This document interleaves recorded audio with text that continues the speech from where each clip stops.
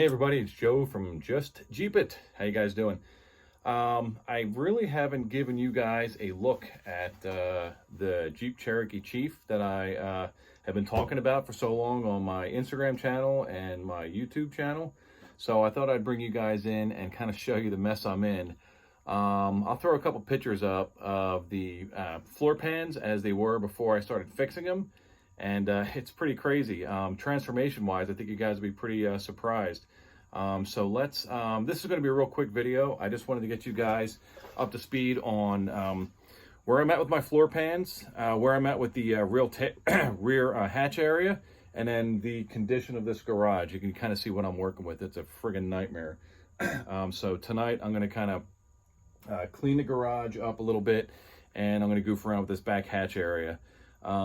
These Jeeps do rust out a lot. Now, what's really strange, and I guess good for me, is that the floor pans, all the metal and sheet metal is actually rusted out, but the unibody is in excellent clean shape, inside and out.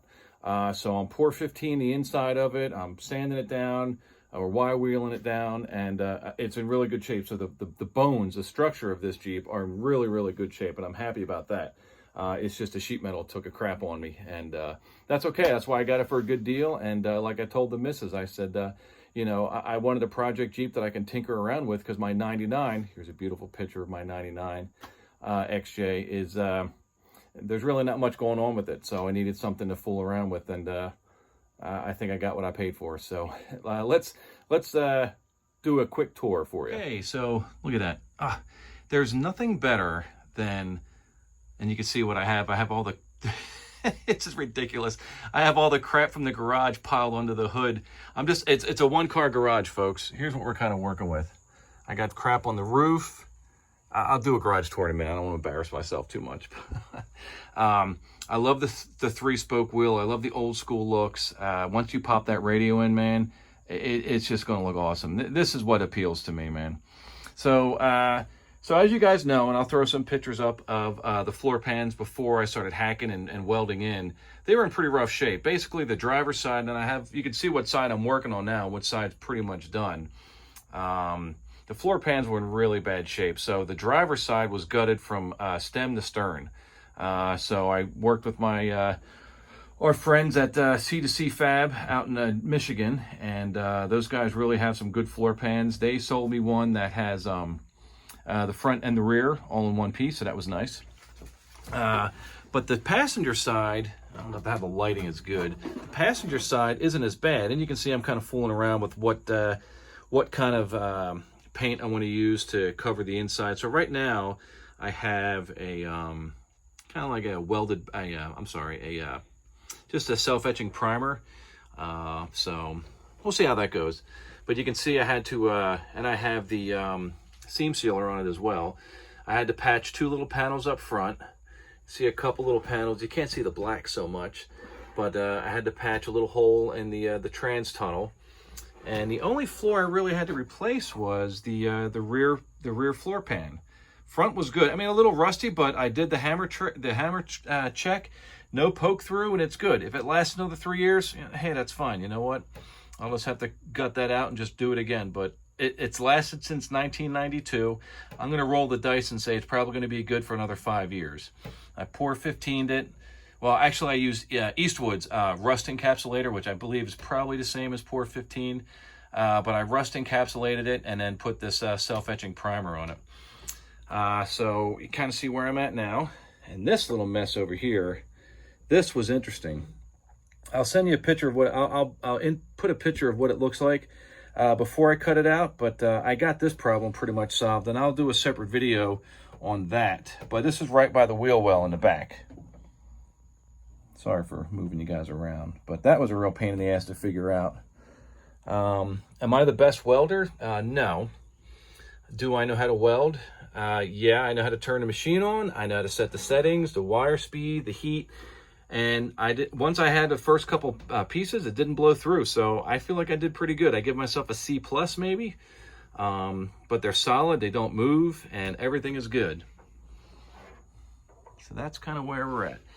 So I guess the purpose of this video is if you're in the middle of your project or looking at a Jeep where, you know, the bones look good, but you got rusty floor pans, I'm just here to tell you that don't trash the Jeep yet. Let's try to restore these beautiful machines. I mean, it's floor pans. The C2C fab in Michigan, I think costed, I think the big floor pan cost $70, and then the front and back separately are like $40. So I think I've talked you guys to death on the front. So let's go look at the mess in the back we're talking about. Look at this. Look at this beauty. Oh yeah, just chunks of sheet metal, just rusted away. Wheel wells rotted a little bit, but a little patch panel will fix that right up. This will be neat. I can't wait to design this and fab this up. I actually cut out a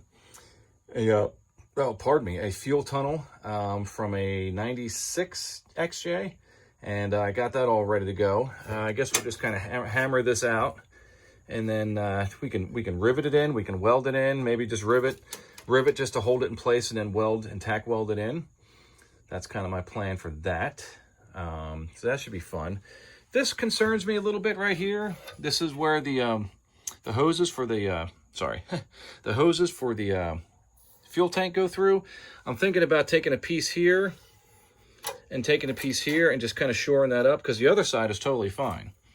I don't know if you can buy this piece separately. I saw a lot of Jeeps in the salvage yard that had this same problem, so I'm sure this is probably a common thing. But take a look at inside the, I got to clean out all the junk, but it's no rust at all. The process they took care of, they did at Jeep in Toledo, Ohio, really worked out good. It's too bad it didn't work for the damn floor pans. That'll buff out. All this will buff out too. I don't know what I'm worried about. So I got my work cut out for me. Over there, sorry for the light, is all cramped and small. Look how much, look at the incredible amount of room I have here. Look what I'm working with, folks. Oh yeah, just tons of room. Tons of room. But that's kind of where I'm at now. I'm going to be playing around with this a little bit more later tonight. But this is just to show you that if it's just the floor pans and the structure, the skeleton, the unibody is solid, give it a shot.